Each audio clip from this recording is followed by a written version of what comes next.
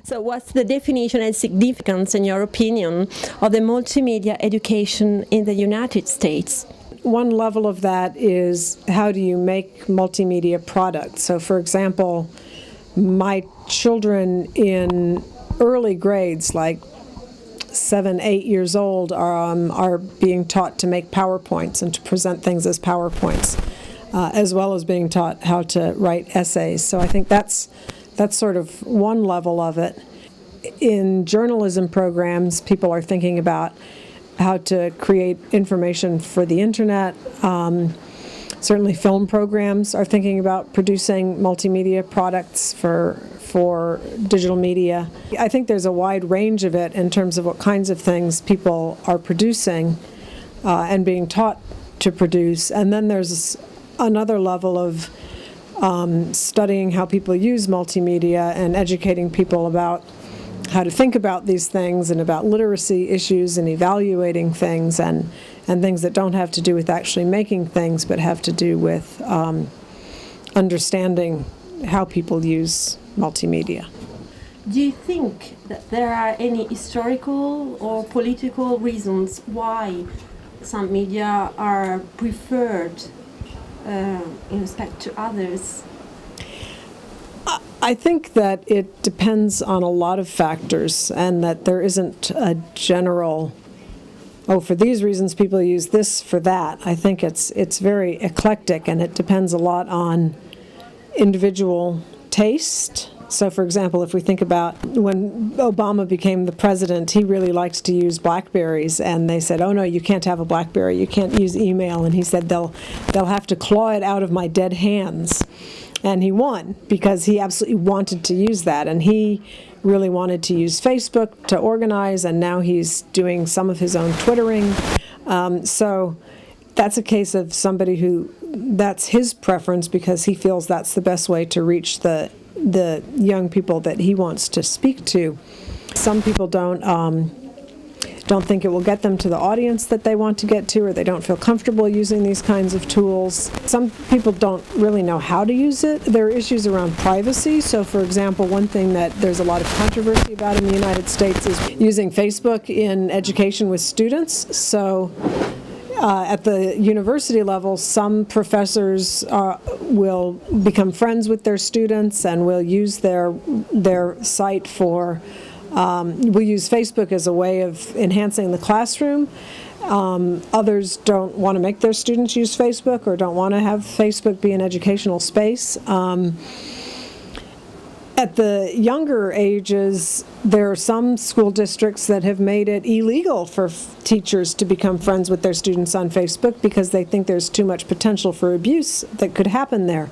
So I don't think there's really systematic order to what kinds of things are used by which kinds of people for what purposes. I think it's always sort of a strange combination of these people in this place at this time for this purpose decided this was the right thing to use. And if you take one piece of that out and put somebody else in, you can end up with a different kind of choice.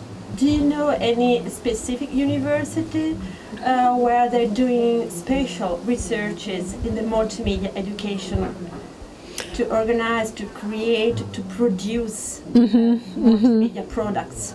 Well, I mean, my university, at the University of Kansas, we have a very strong journalism program, and the journalism program there has got a multimedia program where they do a lot of production work.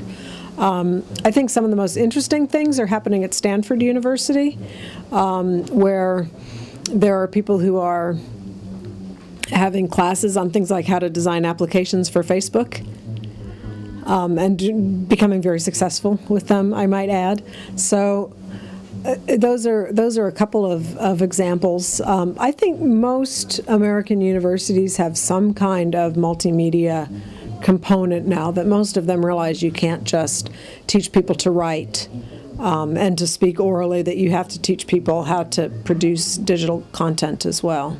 Do you know personally some people, you know their names that we can find in the internet, some names of researchers or teachers who are involved? Yeah, well, the person at Stanford is this guy named B.J. Fogg, F-O-G-G, B-J, F-O-G-G.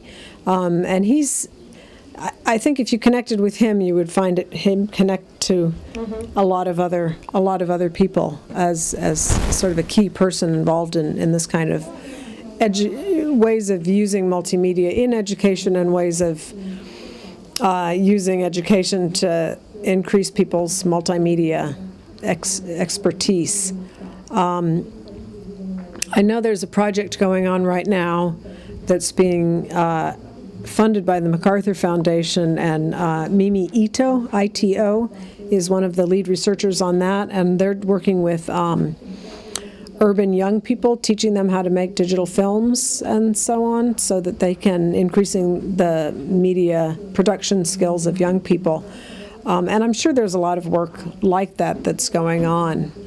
But Ito and Fogg are the two people who come to mind right away. What about other kinds of research centers, even private centers that maybe, you know? Yeah, I don't think that there are many private centers. There are foundations that are funding. So I mentioned the MacArthur Foundation, and the MacArthur Foundation has been doing a lot of funding around digital literacy and digital education. And so they don't have a center, although Mimi Ito is now, I think she's the MacArthur Chair of Digital Media and Literacy, or something like that, and there's a conference that's held every year, Digital Media and Literacy, and that's all funded by the MacArthur Foundation. So that's the main one that I know of.